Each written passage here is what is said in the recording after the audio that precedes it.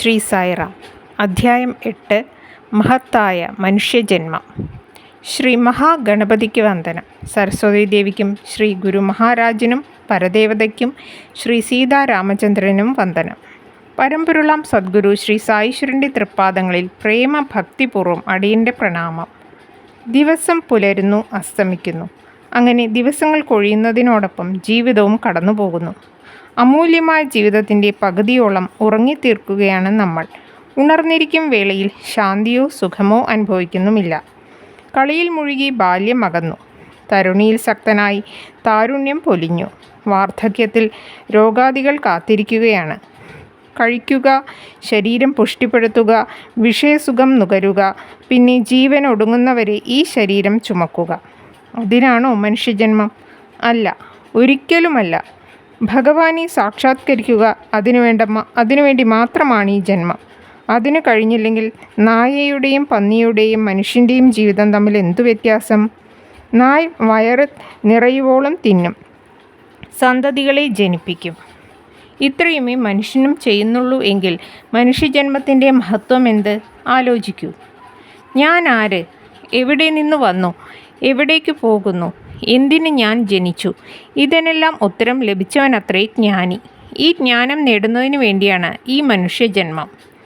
ആഹാരം, നിദ്ര, ഭയം, മൈഥുനം ഇവ നാലും എല്ലാ ജീവജാലങ്ങൾക്കും ഉള്ളതുതന്നെ. പക്ഷേ മനുഷ്യജീവിക്ക് മാത്രം ഒരു പ്രത്യേകതയുണ്ട്. അവന് ഈശ്വരത്വം നേടാം. അതുകൊണ്ടാണ് ദേവന്മാർ പോലും ദുർലഭമായ മാനവജന്മം കൊതിക്കുന്നത്. ദീപം പോലെയാണ് മനുഷ്യ ശരീരം. ദീപം ശ്രദ്ധിക്കുക. നാം ആദ്യം കാണുന്ന ദീപവും അവസാനം കാണുന്ന ദീപവും ഒന്നല്ല. ഓരോ നിമിഷവും പുതിയ ജ്വാലയാണ് നാം കണ്ടുകൊണ്ടിരിക്കുന്നത്. അതുകൊണ്ടാണല്ലോ എണ്ണ വറ്റുന്നതും. പക്ഷേ അക്കാര്യം നമ്മുടെ ശ്രദ്ധയിൽ ഒരിക്കലും പെടുന്നില്ല. അതുപോലെ ഈ ശരീരത്തിൽ ബാല്യം, യൗവനം, വാർദ്ധക്യം എന്നീ അവസ്ഥകൾ അനുനിമിഷം മാറി മാറി കടന്നു പോകുന്നു. നിരന്തരമായ ആ മാറ്റത്തെക്കുറിച്ച് നാം അപ്പോൾ ബോധവാന്മാരല്ല. എന്താണ് ഈ ശരീരം? ഒരു മാലിന്യ ഭാണ്ഡം. മലം, മൂത്രം, കഫം, പഴുപ്പ്, തുപ്പൽ ഇതൊക്കെയല്ലാതെ മറ്റെന്താണ് ഇതിനുള്ളിൽ? ഇതെല്ലാം പുറത്തു പോകാനുള്ള ചാലാണ് ഈ ശരീരം. രോഗാദി ക്ലേശങ്ങളുടെ സംഭരണശാലയല്ലേ ഈ ശരീരം? ആലോചിച്ചു നോക്കൂ. ഇത് അസ്ഥി കൊണ്ടും ചർമ്മം കൊണ്ടും നിർമ്മിച്ച ഒരു പാത്രമല്ലേ? മലമൂത്രങ്ങളുടെ ഒരു കുഴിയല്ലേ ഇത്? ചർമ്മം, മാംസം, രക്തം, പേശി, കൊഴുപ്പ്, മജ്ജ, ഗുഹ്യം, മലദ്വാരം എന്നിങ്ങനെ മനമടുപ്പിക്കുന്ന ഭാഗങ്ങൾ ചേർന്നതല്ലേ നൈമിഷികമായ ഈ ശരീരം? അത്രയുമോ? സദാ ഈ ശരീരവും പേറി മരണത്തെയും ഭയന്ന് സമയം തള്ളി നീക്കുകയാണ് നമ്മൾ. ആയുസ് എത്ര നീട്ടിക്കിട്ടിയാലും ഒരിക്കൽ മരിച്ചേ തീരൂ. ഈ ദയനീയാവസ്ഥയിൽ നിന്ന് നമുക്ക് രക്ഷ നേടാൻ ഒരു വഴിയേ ഉള്ളൂ. ഭഗവാനെ സ്മരിക്കുക, ഋഷിചരിതം കേൾക്കുക. അങ്ങനെ ഉപയോഗിക്കുന്ന സമയം മാത്രമാണ് ശരിയായി ഉപയോഗിച്ച സമയം. മറ്റേതെല്ലാം പാഴാക്കിയ സമയം. അപ്പോഴെന്താണ് ഒരു വഴി? ഒരു വഴിയുണ്ട്. ശരീരത്തെ തഴുകി താലോലിക്കേണ്ട, അതുപോലെ തന്നെ തീരെ അവഗണിക്കുകയും അരുത്. കുതിരപ്പുറത്ത് യാത്ര ചെയ്യുന്നയാൾ ലക്ഷ്യസ്ഥാനത്തെത്താൻ കുതിരയെ എങ്ങനെ ഉപയോഗിക്കുന്നുവോ, ശ്രദ്ധിക്കുന്നുവോ, അതുപോലെ ഈശ്വര ദർശനം നേടുന്നതിനായി ഈ ശരീരത്തെ ഉപയോഗിക്കുക. അത്രമാത്രം മതി. എത്രയോ ജന്മങ്ങളിലെ നരകയാതനകളും സുഹൃതങ്ങളും കൂടിച്ചേർന്ന് പാപപുണ്യങ്ങൾ സമമായപ്പോൾ ഈശ്വര കൃപയാൽ മാത്രം സിദ്ധിച്ചതാണ് ഈ മനുഷ്യ ശരീരം. അത് പാഴാക്കരുതേ. മഹാഭാഗ്യം കൊണ്ട് സിദ്ധിച്ചതാണ് ഈ മനുഷ്യജന്മം. അതിൽ തന്നെ പൂർവ്വ സുഹൃത വിശേഷാൽ ബ്രാഹ്മണനായി ജനിക്കുന്നു. ഇതിലൊക്കെ പ്രാധാന്യമേറിയ കാര്യമാണ് സായി തൃപ്പാദങ്ങളിൽ ശരണം തേടുക എന്നത്. ഇത് മൂന്നും നേടിയവർ സുദുർലഭം. മരണം എപ്പോൾ വേണമെങ്കിലും സംഭവിക്കാം. ജീവിതം വളരെ ക്ഷണികം. അതിനാൽ മനുഷ്യജന്മം കിട്ടിയത് എന്തിനാണോ അതിനായി അരനിമിഷം പോലും കളയാതെ യത്നിക്കുക. ഭാര്യ നഷ്ടപ്പെട്ടയാൾ പുനർവിവാഹത്തിനും, മകനെ നഷ്ടപ്പെട്ട മഹാരാജാവ് പുത്രനെ കണ്ടെത്താൻ കാണിക്കുന്ന വെമ്പലിനും സമാനമാകട്ടെ ഈശ്വരനു വേണ്ടിയുള്ള നിങ്ങളുടെ വ്യാകുലത. ആലസ്യവും അജ്ഞാനവും അകറ്റി ആത്മചിന്തയിൽ മുഴുകൂ. അങ്ങനെയല്ലാതെയുള്ള ജീവിതം മൃഗതുല്യമാണ്. എന്താണ് ഇതിനുള്ള ഒരു പോംവഴി? മഹാത്മാക്കളുമായിട്ടുള്ള സംസർഗം. അത് ആധ്യാത്മിക പ്രഭാഷണങ്ങൾ കേൾക്കുന്നതിലും നിരവധി പുണ്യഗ്രന്ഥങ്ങൾ പഠിക്കുന്നതിലും വളരെ വളരെ ഉപരിയാണ്. അനേകം നക്ഷത്രങ്ങൾ ഒരുമിച്ച് കൂടിയാലും സൂര്യനേകുന്ന പ്രകാശത്തിന് തുല്യമാകുമോ? അതുപോലെ തന്നെയാണ് മഹത്തുക്കളുമായുള്ള സംസർഗം. അവരുടെ സാന്നിധ്യം തന്നെ ജീവരാശിയെ കർമ്മബന്ധ വിമുക്തമാക്കുന്നു. ഋഷികളുടെ ഋഷിയായിരുന്നു സായിനാഥ്. അവിടുത്തെ സാന്നിധ്യം ഏവർക്കും ആനന്ദമേകി. സദാ ആത്മനിമഗ്നനായിരുന്ന സായീശ്വരൻ എല്ലാറ്റിനെയും സമദൃഷ്ടിയിൽ കണ്ടു. ഞാൻ എന്നോ എൻ്റെ എന്നോ ഇല്ലാതെ എല്ലാവരിലും അവിടുന്ന് കരുണ ചൊരിഞ്ഞു. സായീശ്വരനെ പോലുള്ള ഋഷികളുടെ സംസർഗത്താൽ ഒരുവനിൽ ക്ഷമ, ശാന്തി, നിസ്സംഗത്വം, ദാനം, ദയ, മനസ്ഥൈര്യം, അനഹങ്കാരം മുതലായ ഉത്തമഗുണങ്ങൾ പ്രകാശിക്കാൻ തുടങ്ങും. സമസ്ത ചരാചരങ്ങളിലും ഈശ്വര സാന്നിധ്യം ദർശിക്കാനാകും. മഹാപ്രഭുവായ സായീശ്വരൻ്റെ ഒരു കടാക്ഷം മാത്രം മതിയായിരുന്നു കുചേലന് കുബേരനാകാൻ. അങ്ങനെയുള്ള അവിടുന്ന് എങ്ങനെ ഷീർദിയിൽ ആഹാരം തേടിയിരുന്നു എന്ന് കേൾക്കൂ. തുണി കൊണ്ടൊരു കുമ്പിളുണ്ടാക്കി കയ്യിൽ തകരപാത്രവും പിടിച്ച് അവിടുന്ന് ഷീർദിയിലെ വീടുകൾ കയറിയിറങ്ങി. ഓരോ വീട്ടിലും ചെന്ന് മോളെ എന്തെങ്കിലും കഴിക്കാൻ തരൂ എന്ന് ആ മഹാപ്രഭു വിളിച്ചു ചോദിച്ചു. അവിടത്തേക്ക് ഭിക്ഷ കൊടുക്കുവാൻ മഹാഭാഗ്യം സിദ്ധിച്ച ഷീർദിയിലെ ഗ്രാമവാസികൾ എത്ര അനുഗ്രഹീതർ! ഗൃഹങ്ങളിൽ നിന്നും കിട്ടുന്നതെല്ലാം തുണിയിലും ഖരപദാർത്ഥങ്ങൾ, തകരപാത്രത്തിലും ദ്രവരൂപത്തിലുള്ളവ ശേഖരിക്കും. നിശ്ചിത ഗൃഹങ്ങൾ കഴിഞ്ഞാൽ ഭിക്ഷാടനം അന്ന് നിർത്തുകയായി. പിന്നീട് കിട്ടിയതെല്ലാം കൂട്ടിക്കലർത്തും, മൺകലത്തിലിടും. നാവിനെ വെന്ന ബാബയ്ക്ക് എന്തു സ്വാദ്! രുചിയൊന്നും അവിടുന്ന് ഗൗനിക്കാറേയില്ല. ഈ മിശ്രിതം ആവശ്യത്തിന് അവിടുന്ന് കഴിക്കും. അതിനും സമയനിഷ്ഠയൊന്നുമില്ല.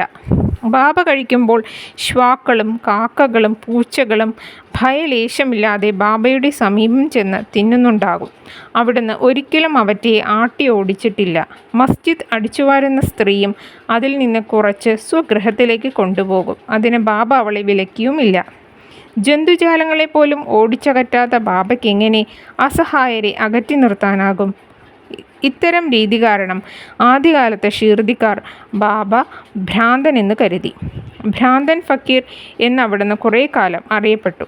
പക്ഷേ ഈ ഫക്കീർ പരമദയാലുവും ദാനശീലനുമായിരുന്നു. കുപ്പയിലെ ഈ മാണിക്യത്തെ തിരിച്ചറിഞ്ഞ പരിശുദ്ധ ഹൃദയരും അന്ന് ഷീർദിയിലുണ്ടായിരുന്നു.